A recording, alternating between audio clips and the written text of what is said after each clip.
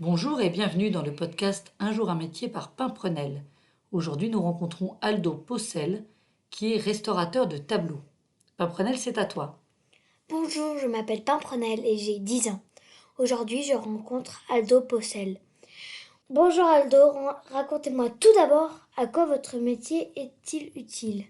Bonjour Pimprenel. Alors les restauratrices et restaurateurs de tableaux sont en quelque sorte des passeurs d'histoire et des traces artistiques produites par les êtres humains de toutes les époques. Nous permettons aux tableaux peints par les artistes de traverser le temps dans les meilleures conditions possibles. Ces œuvres peuvent être transmises aux générations futures, donc à nos enfants, qui à leur tour les transmettront à leurs enfants. Et c'est important, car c'est notre passé, notre histoire, notre mémoire collective. Oui, c'est très important. Je suis contente de pouvoir admirer encore aujourd'hui les œuvres des peintres de la Renaissance ou même les portraits de mes arrière-grands-parents. Et vous, Aldo, qu'aimez-vous particulièrement dans ce métier? Ce que j'aime dans mon métier, c'est sauver des œuvres d'art qui, si je n'étais pas là, pourraient disparaître définitivement. Ce que j'aime, c'est retrouver les couleurs originales d'un tableau que je nettoie. C'est reconstituer les parties manquantes pour lui redonner son aspect original, l'aspect qu'il avait quand le peintre l'a réalisé. Oui, j'imagine que c'est une grande satisfaction une fois ce travail terminé. Revenons un peu en arrière. Connaissez-vous l'histoire et l'origine de ce métier? Alors, le métier de restaurateur de tableaux est apparu au XVIIIe siècle, durant le siècle des Lumières. Il s'est beaucoup développé à la fin du siècle quand Napoléon Bonaparte s'est mis à enrichir les anciennes collections royales du Palais du Louvre par ses prises de guerre, des tableaux qu'il ramenait de tous les pays dont il faisait la conquête.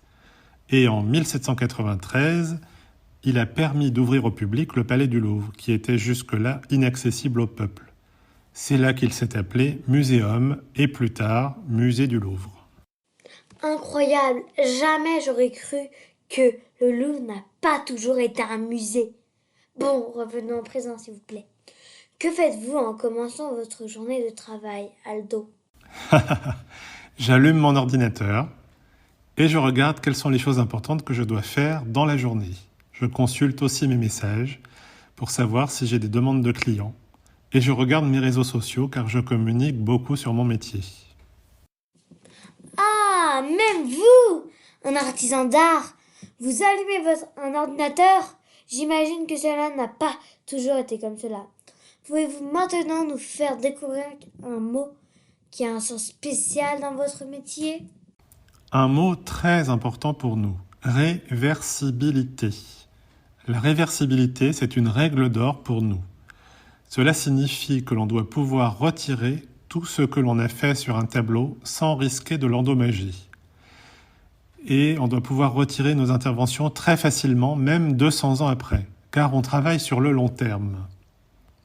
Les œuvres d'art sont fragiles et doivent être traitées avec délicatesse et un très grand respect, justement pour pouvoir les transmettre siècle après siècle. C'est passionnant! Et quel savoir-faire est utile alors?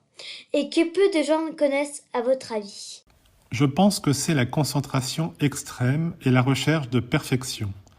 Je dis toujours à mes stagiaires que leur esprit doit être au bout de leur outil, que ce soit un pinceau pour la retouche ou un scalpel que l'on utilise sous microscope pour supprimer une petite altération.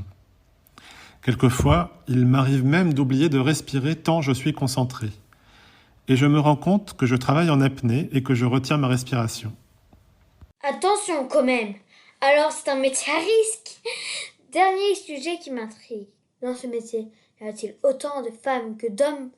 Sinon, pourquoi? Aujourd'hui, c'est devenu un métier où il y a beaucoup plus de femmes que d'hommes. Bien souvent, dans les écoles, il n'y a pas plus d'un garçon par promotion. Alors, comment faire pour donner envie aux garçons de devenir restaurateurs de tableaux? Il faut avoir une affection toute particulière pour notre histoire, notre passé, nos ancêtres, les vieilles pierres, les vieux objets qui ont traversé l'histoire. Il faut avoir l'esprit scientifique, car la mission qui nous est confiée est très importante et nous ne devons pas faire d'erreurs. Il faut être passionné par le fait de faire revivre des choses qui ont été un peu oubliées, mises de côté, C'est un métier exaltant et très enrichissant. Il ne peut être fait que par passion, ça c'est très important. Merci beaucoup Aldo, c'était vraiment intéressant. Au revoir Pimprenelle, ça a été un plaisir d'échanger avec toi. Merci Aldo, merci Pimprenelle, merci à nos auditeurs et à bientôt pour un prochain épisode du podcast Un jour un métier par Pimprenelle. Abonnez-vous à la chaîne YouTube des éditions de l'Arrosoir pour ne rien manquer de nos podcasts et de nos vidéos.